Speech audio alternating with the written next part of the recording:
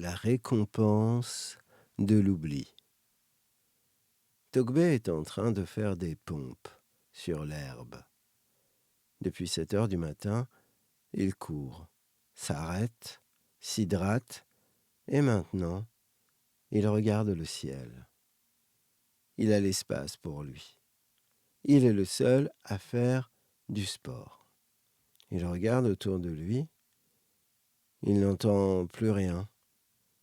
Pas un animal, pas un passant, pas un bruit de vent. Il se retourne.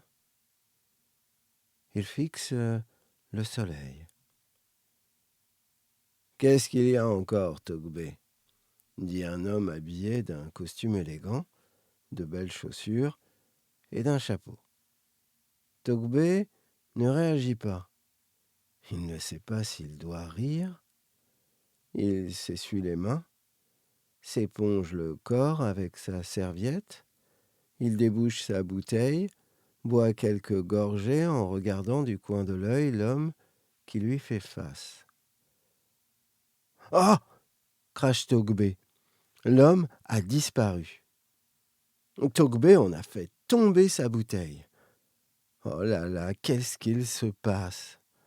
Il emballe ses affaires et marche de plus en plus rapidement. « Togbé !» dit une voix. Togbé se retourne. L'homme est de nouveau là. Il est assis sur un banc.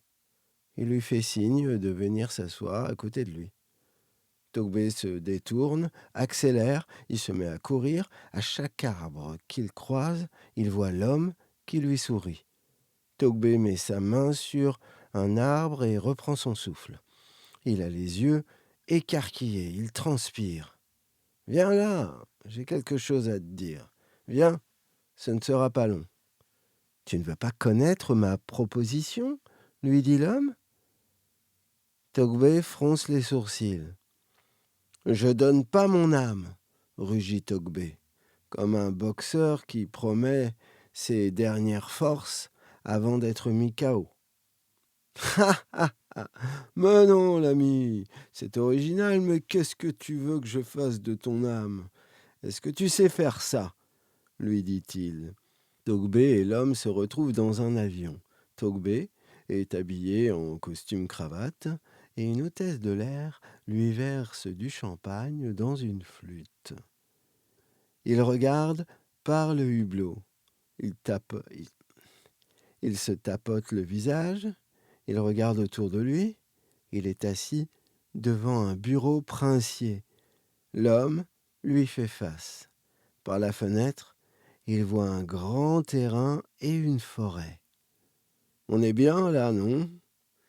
Est-ce que tu es enfin prêt à m'écouter, Togbé ?» dit l'homme. « Mais comment connaissez-vous mon nom ?» interroge Togbé. L'homme se met la main sur la tête et tous deux se retrouvent sur le banc. L'homme lui présente sa main. « Enchanté, Togbé, je me présente, l'on me nomme Balthazar, » dit-il. Togbé regarde autour de lui. Il regarde ses vêtements, le parc, ses vêtements. Balthazar, il approche sa main vers lui et la serre. « Bah voilà, ça ne fait pas mal, hein ? Ça t'a fait mal, Togbé ? » ?»« Non, monsieur. »« Balthazar, appelle-moi Balthazar, insiste-t-il. »« Non, monsieur. » Balthazar répète Togbé. « Non ? Soyons encore plus simples. Appelle-moi... Bon, laisse tomber.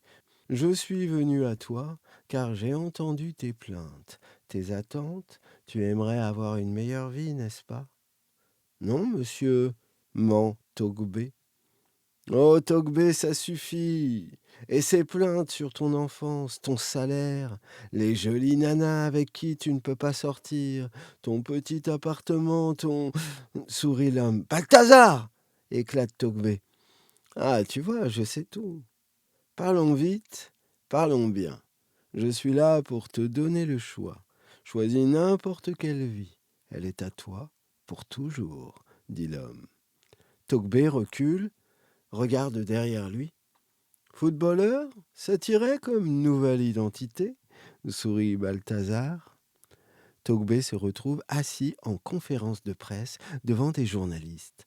Il bande ses muscles, regarde ses bras, ses mollets. Des femmes le regardent avec... Des femmes le dévorent des yeux. Monsieur Togbé, vous avez marqué 3 buts dans cette finale. Pensez-vous avoir trouvé votre rythme de croisière demande une journaliste. Oui, Togbé, qu'est-ce que vous voulez de plus dans la vie demande une autre journaliste. Togbé ouvre la bouche. Homme d'affaires, on retourne dans l'avion, artiste, chanteur, écrivain, marin, inventeur, politicien, énumère Balthazar. Togbé sourit, rit. Il se remémore les instants qu'il vient de vivre et ressent toutes les propositions que Balthazar lui propose. Alors, Togbé, qu'est-ce que tu veux, Togbé? Oh, on se réveille.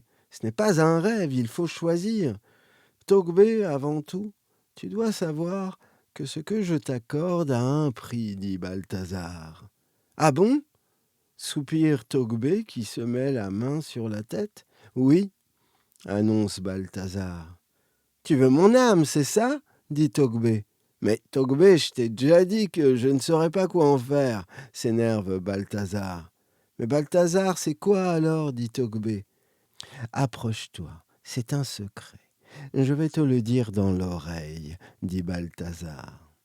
Les deux hommes se rapprochent l'un de l'autre. Balthazar lui chuchote quelque chose à l'oreille. Togbé écarquille les yeux. Le parc est ensoleillé. Les cygnes, les pigeons, les moineaux, les passants, les sportifs regardent tous dans la direction de Togbé qui court en se tapant sur la tête. « Ah, toi alors! Avance, idiot !» crie Togbé. Il se met des baffes, il court, jette son sac par terre, le contenu de sa bouteille se répand à ses pieds, il met un coup de pied dedans. Pourquoi t'as pas dit oui, imbécile, la belle affaire? Est-ce que tu crois qu'un seul d'entre eux aurait hésité?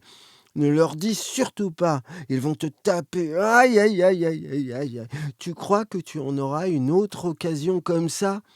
Tu as vu la première classe? Les journalistes? Non, vraiment, Togbé, tu as mal choisi. Il fallait dire oui, bien sûr. Ça, tu peux être sûr que tu ne l'oublieras jamais, crie-t-il. Togbé se tape encore une fois sur la tête, il lève les bras au ciel et hurle.